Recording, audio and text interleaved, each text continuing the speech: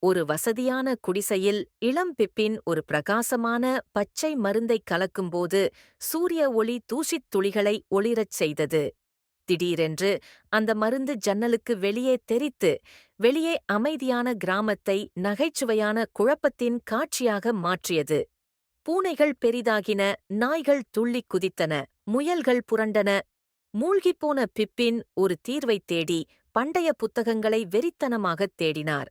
அவரது தேடல் அவரை ஒரு பிரம்மாண்டமான ஒளிரும் மரத்தில் ஏற வழிவகுத்தது. மேகங்களை அடைந்தது. அங்கு ஒரு மேக மேடையில் அவர் அமைதியான மேக மலரைக் கண்டார். அது ஒளிரும் வண்ணங்களுடன் மின்னியது. அவர் அதை மெதுவாகப் பறித்தார்.